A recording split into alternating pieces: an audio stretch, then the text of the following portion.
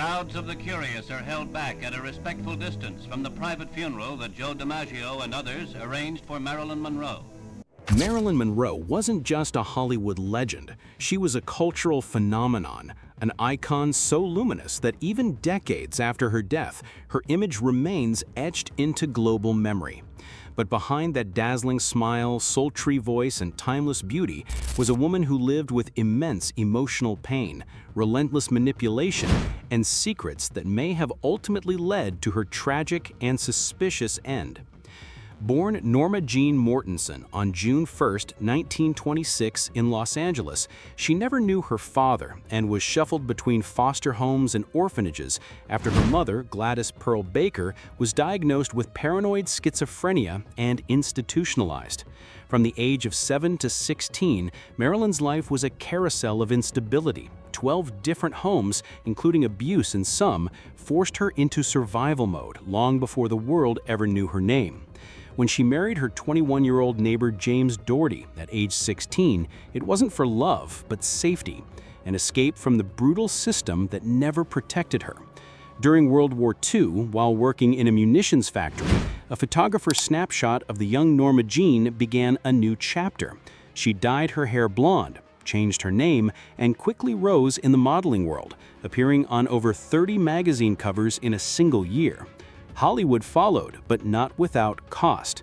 Marilyn's early career was marked by rejection, lecherous studio executives, and a series of roles that exploited her beauty while ignoring her intelligence. She read Dostoevsky, took acting classes with Lee Strasberg, and dreamed of serious dramatic roles.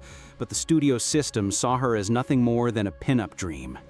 Though she starred in some of the biggest films of the 1950s, Gentlemen Prefer Blondes, Some Like It Hot, The 7-Year Itch, Marilyn's life behind the scenes was unraveling. Her marriages to baseball legend Joe DiMaggio and playwright Arthur Miller were both intensely emotional and equally doomed.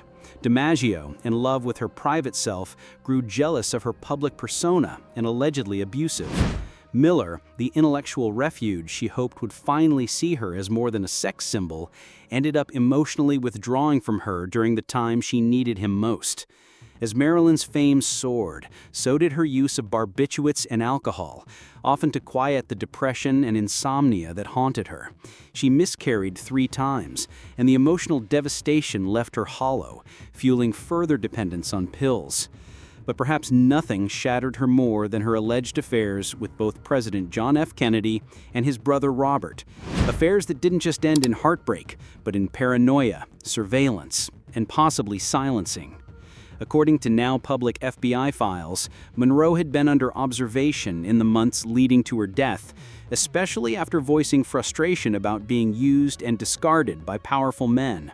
In private letters recently uncovered from the estate of a Hollywood journalist, Monroe wrote about feeling erased after ending her affair with JFK and feared she knew too much after overhearing political conversations during private moments.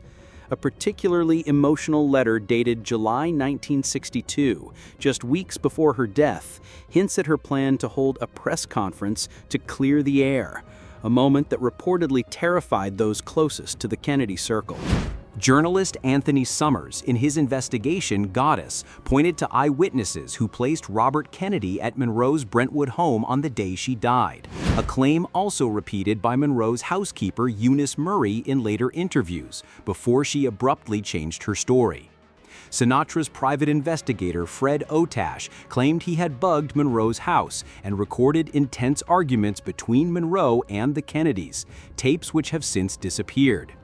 Even more disturbingly, some reports suggest Marilyn did not die in bed, as the official story claims, but collapsed or was silenced elsewhere, with her body placed back at home to stage the suicide narrative. Natalie Jacobs, the wife of a PR executive, reported getting a phone call about Marilyn's condition at least 4 hours before police were officially contacted, raising questions about a possible window during which cleanup or image management occurred. There's also the matter of her missing red diary, known to contain personal entries about her relationships with both Kennedys and detailed descriptions of secret White House conversations. That diary vanished without a trace after her death.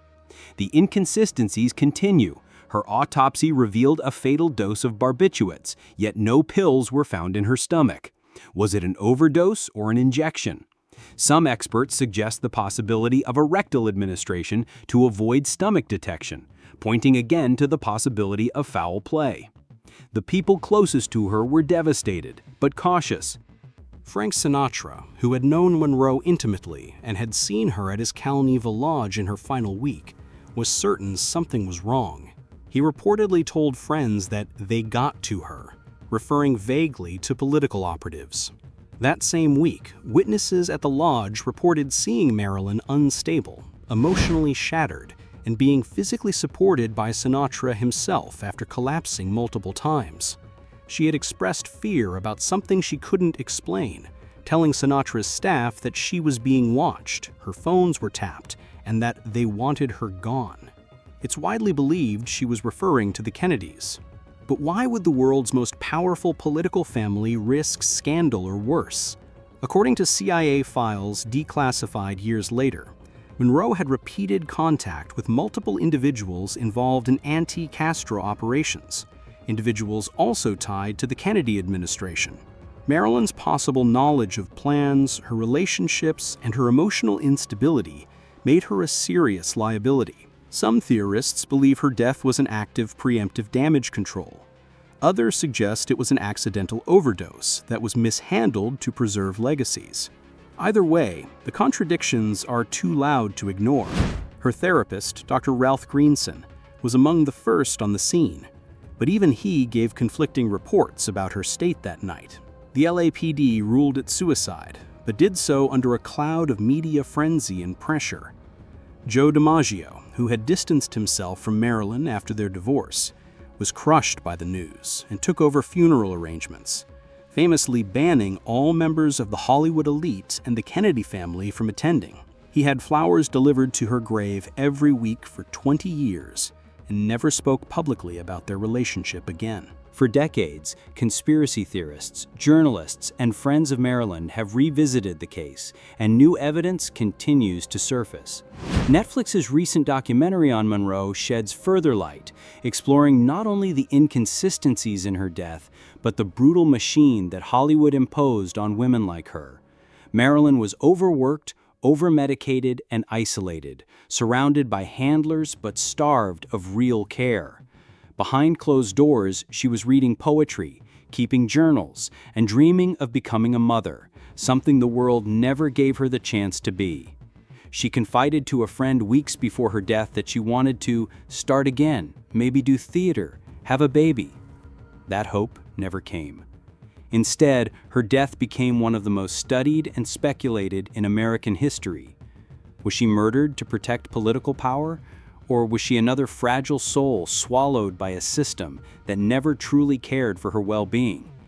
The answer may never be clear, but what we know is this. Marilyn Monroe was not just a victim of overdose or conspiracy. She was a victim of fame, of exploitation, and of a world that worshipped her image but never listened to her voice.